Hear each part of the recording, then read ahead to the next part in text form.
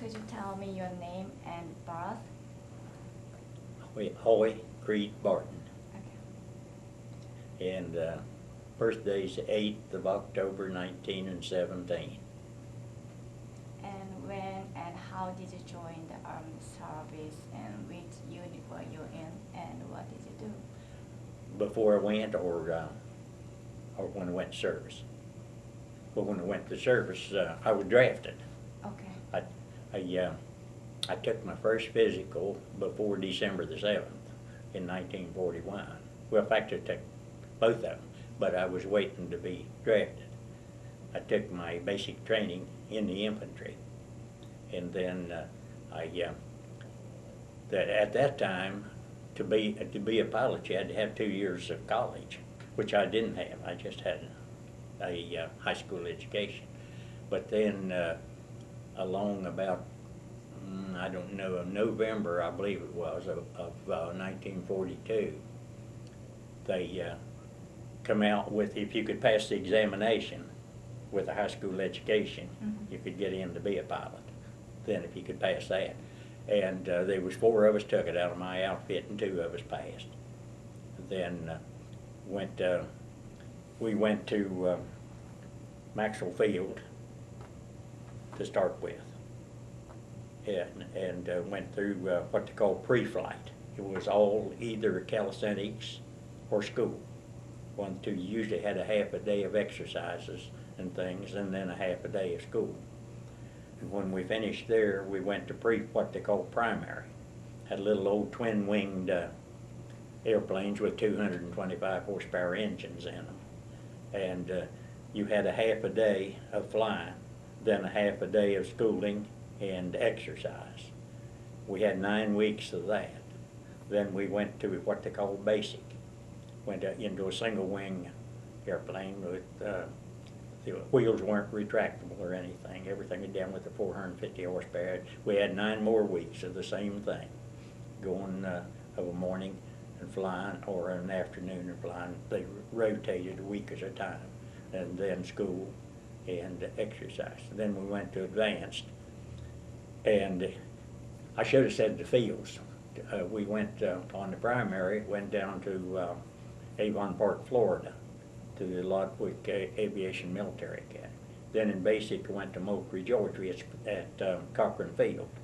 And in advanced, went to Spence Field at Moultrie, Georgia, and graduated from there. And we had 9 weeks there of flying and calisthenics. But those planes had retractable wheels, constant speed propeller, and was mounted with 1 gun, so you could do gunnery practice with them too. And then I graduated on the 30th day of September 1943. From then on, I went to Mitchell Field, Long Island, New York, which was, I was there 1 day. Now they sent the 5 of us up there. We spent 1 night, sent us back to Richmond, Virginia, and we was there, I think,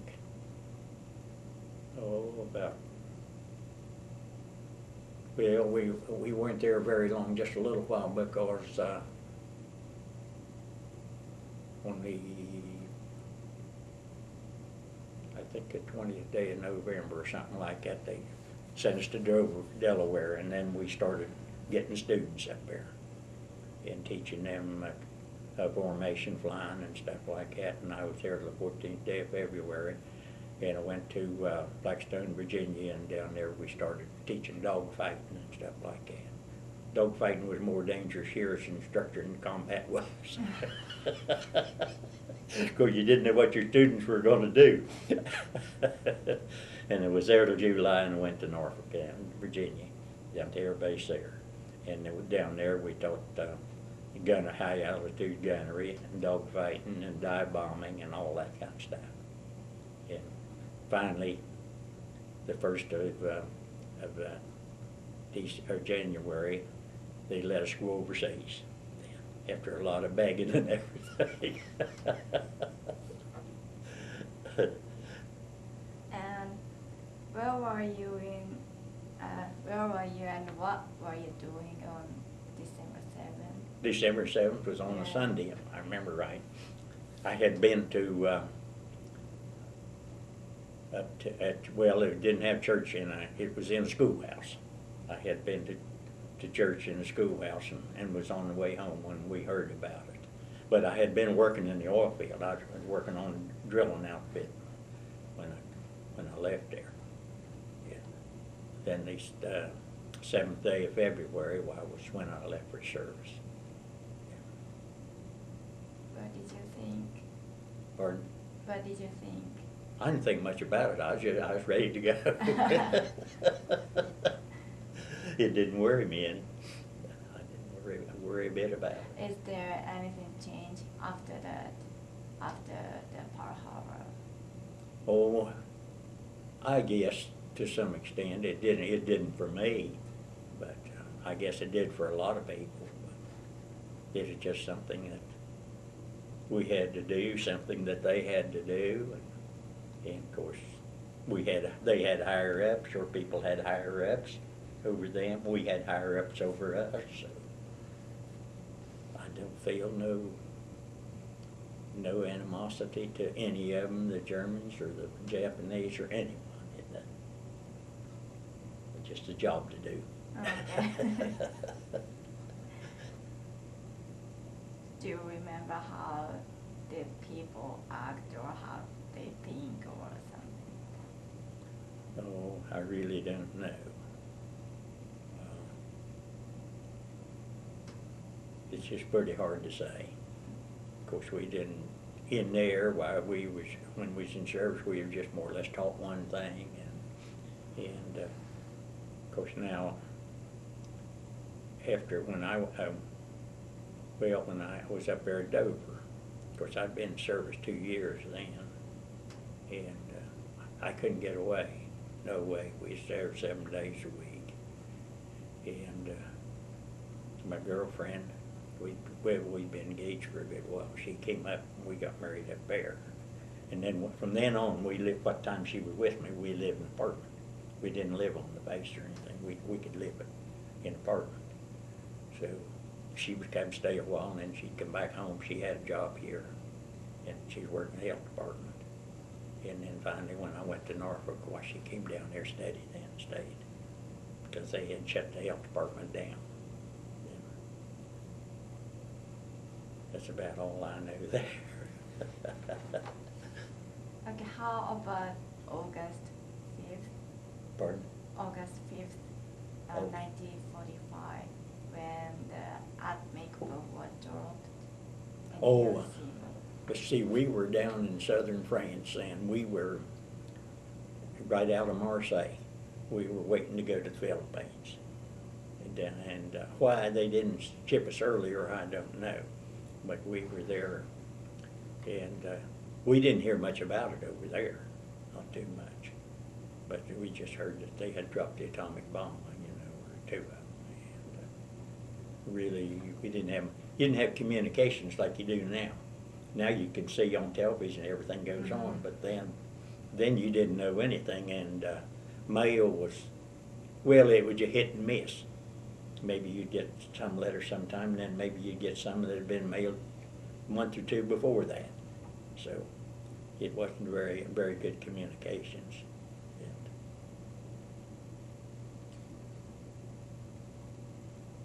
And where were you and what were you doing on August 14th when Japan accepted the Potsdam Declaration? We were there in southern France, right out of Marseille, still waiting, because we left on the 1st day of September and headed for the Philippines. We got out in the Atlantic Ocean, and the captain of the ship came on and he said, "Men, I'm glad to tell you you're not going to the Philippines, you're going back into New York City." And he said, "I have 42 days of provisions on this ship, and I want them all gone by the time we get into New York." Well, 12 days we was back into New York. We ate like hogs. Because they had to throw them out now. They had to dispose of all those and take on new. Because he provided for 42 days for us to go to the Philippines. That's what it was going to take from Marseille to the Philippines, was 42 days on ship. So they let us out there. And Red Cross met us with a little bottle of chocolate milk about that big and one Hershey bar. And that's all we had. No one else met. Well, of course, your families didn't know you were coming home. I know my wife thought that I was going to the Philippines, saying she wouldn't hear from me for 42 days.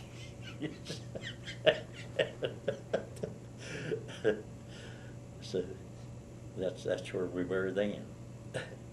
While you were in France, did you have any contact with French people? With who? French people. French. Yeah. Oh, yeah. We after war was over there, the colonel and I and the major, we went to Paris on a 5-day leave. Yeah, of course, I couldn't speak neither one of us, all three of us couldn't speak a word of French. But we could go on the subway anywhere we wanted to go about. But New York City, I couldn't find my way around, save my life on the subway. I liked the French people fairly well. Now, I liked the German people, even though we were at war with them. But we weren't allowed to associate with them. Okay. No fraternization at all. We weren't allowed to talk to them, or not supposed to talk to them or anything.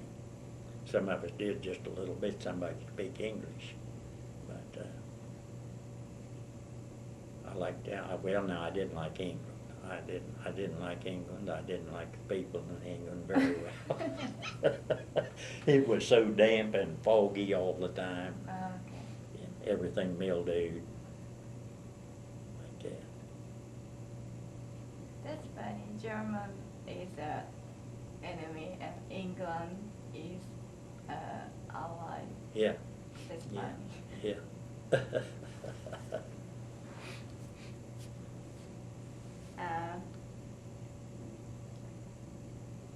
How did you think of Japanese people or Japanese government during the war? Well, see, I didn't get over there for anything. I wasn't in contact with any of them until after the war was over, you might say, and all the younger generation. Well, they're the only ones that I had any contact with. Of course, they can't help what went on, and I just think as much of them as I do anyone else.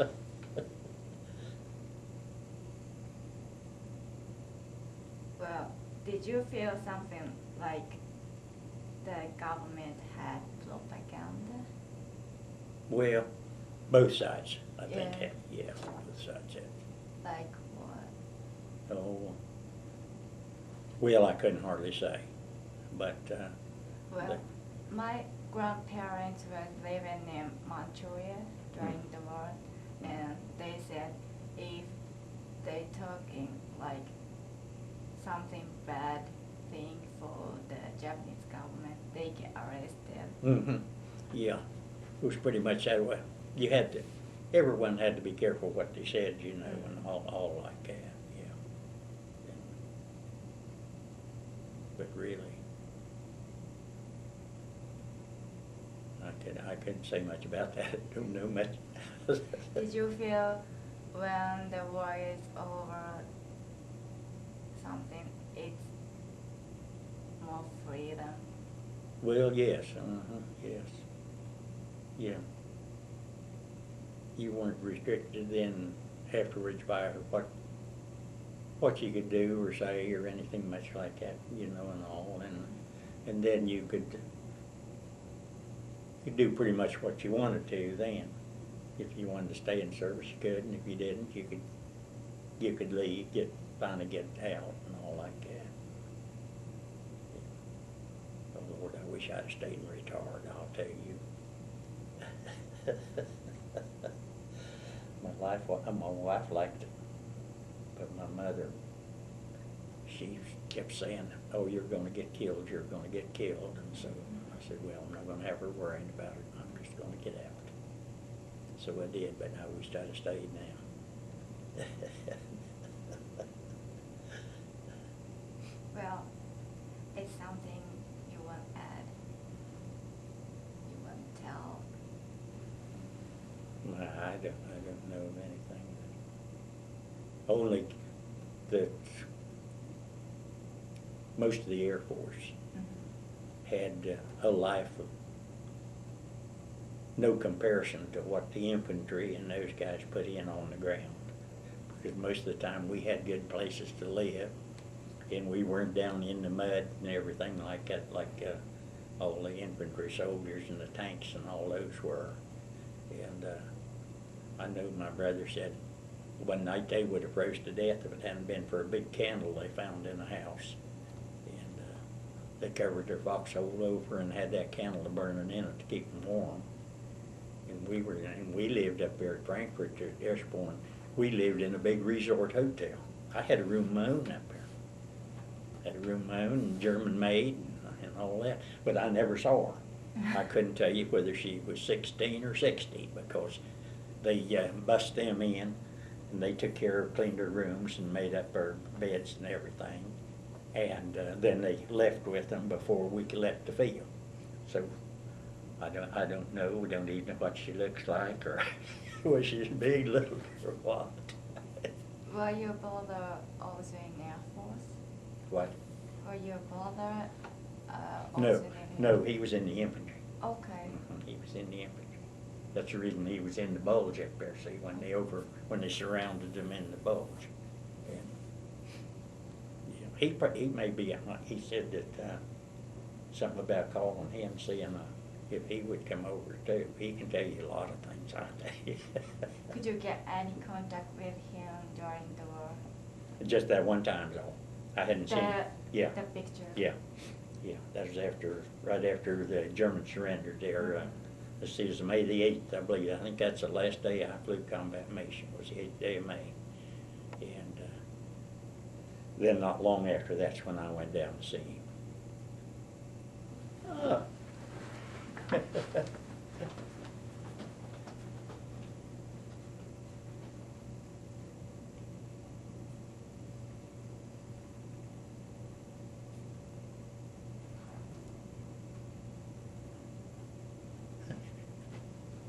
Those back through there went out, didn't I don't know. they? Take an electrician.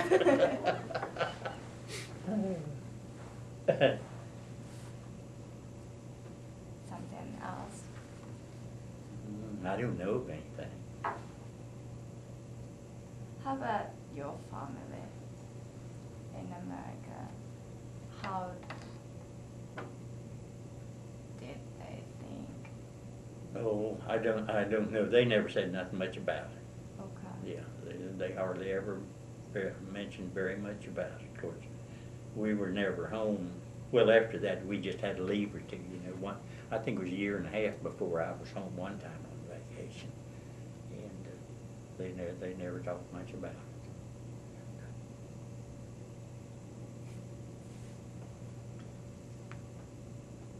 Did you write or something to your family? Pardon? Did you write or something to your family? Yeah. Oh, yeah. Yeah. Writing. Yeah. Yeah. About your life? Occasionally, not too often. I wasn't very good at writing letters. No, I wasn't very good at writing letters.